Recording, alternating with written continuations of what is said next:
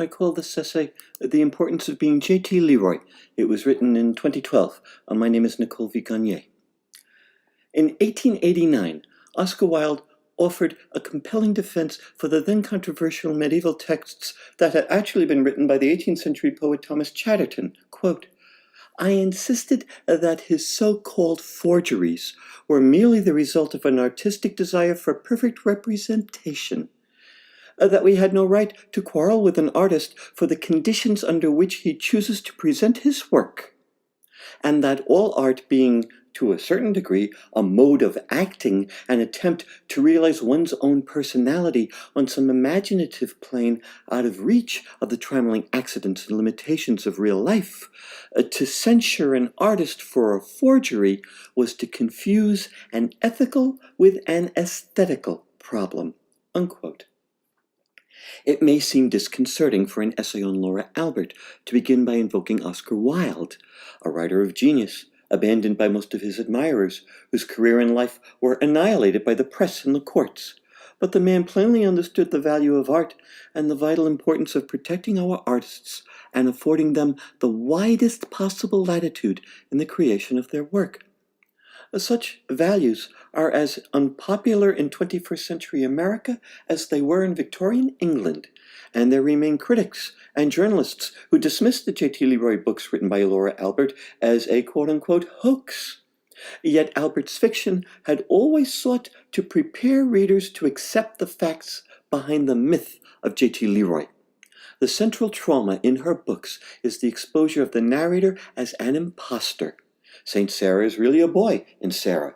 That sweet little kid is really a shoplifter in The Heart is Deceitful Above All Things. You get to empathize with the narrator when his sufferings impel him to take a protective covering, and you share in his desperation and anguish at being exposed. You also experience with him how it feels to be abandoned and punished, always far in excess of his actual misdeeds. Readers of these books are led to a visceral understanding of some dimension of that trauma. And yet the revelation of J.T. LeRoy as a persona created by Laura Albert has elicited from too many former enthusiasts something ugly, cruel, and self-righteous. These attacks only testify to the truthfulness and accuracy of her books. When assured of their superiority, moral, social, or merely physical, plenty of people are ready to swing a belt at you. Written in the first person and the present tense, the J.T. LeRoy books take on the extremity and immediacy of war correspondence. Their dispatches, reports from the front, detailing abuse, abandonment, exploitation, poverty, homelessness. Readers are given an explicit understanding of what it means to live in the world with nothing, as nothing. Yet the narrator sees his chaotic predatory environment as a true innocent would see it, without judgment or expectation. The books and the persona of J.T. LeRoy express an archetype of the transcendence of suffering, and they emerged when they did, and in the way that they did, in response to a desperate need. By 2001, the year The Heart is Deceitful Above All Things was published, there were over 1.3 million homeless kids in the U.S., with 13 of them on average dying each day.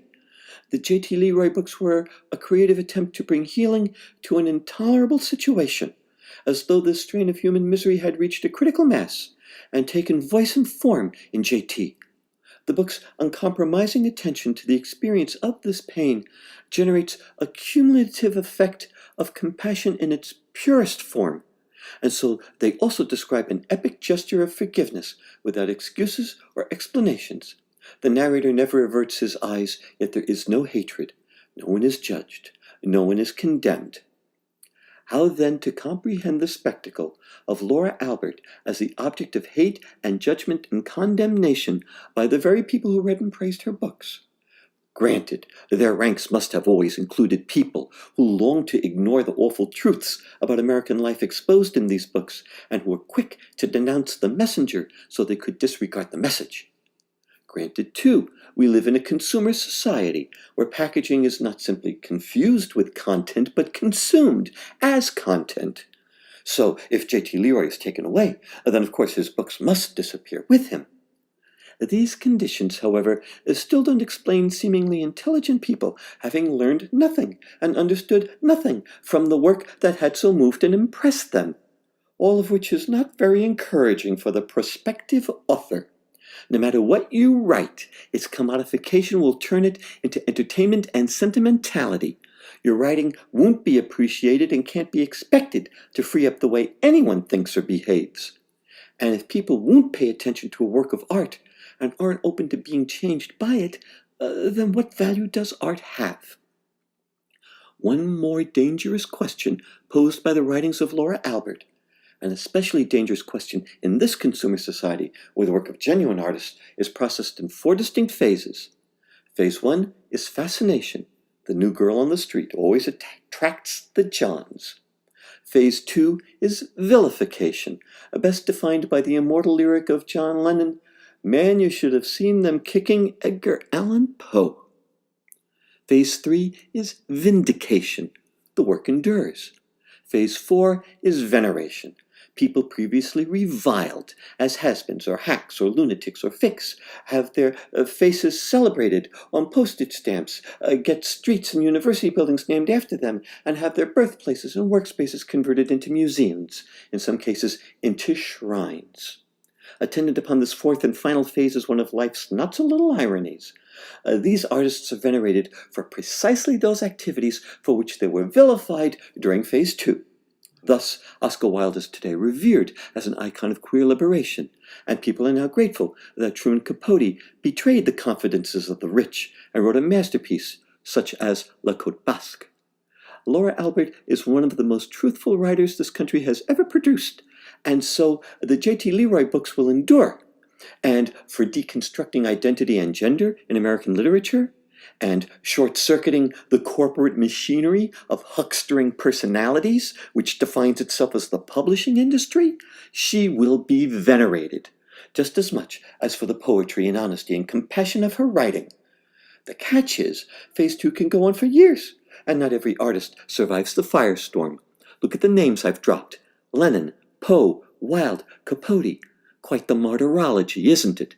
Laura Albert's attackers have spewed real and poisonous venom at her, blind to the value in her writing which they'd previously seen, like children saying that their Christmas gifts stink because Santa Claus was actually mommy.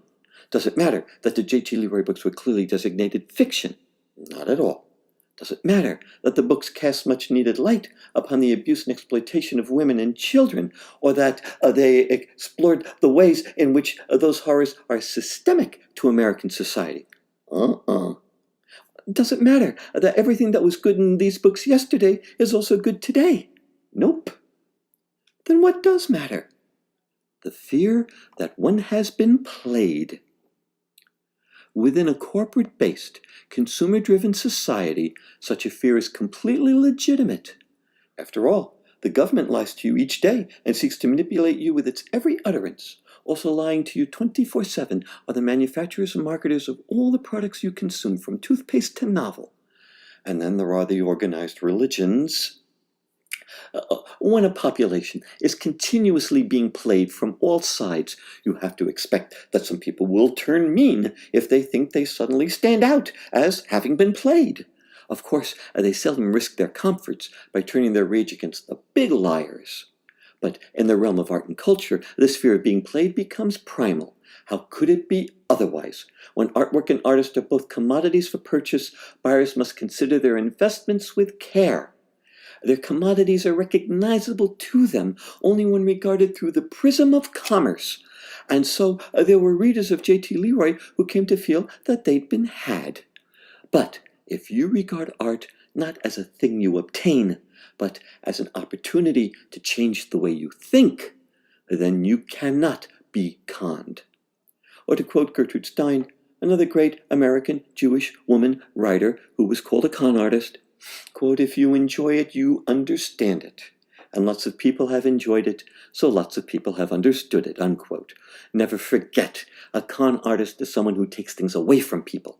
In the first years of the 21st century, when the myth of J.T. LeRoy walked among us, all it did was bring out good things in people, furthered compassion and empathy, inspired creativity, encouraged queer pride, raised awareness of homelessness and the abuse and exploitation of children and women, and offered a deeper understanding of ourselves as human beings.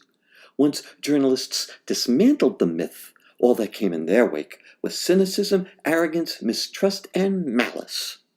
J.T. LeRoy is lost to us, like the spent jets of a rocket which have crashed back to Earth. Their payload, however, is now beyond the crush of our gravity and the trammeling accidents and limitations of real life, and has found its home in the stars. If you want to see JT for yourself, look up.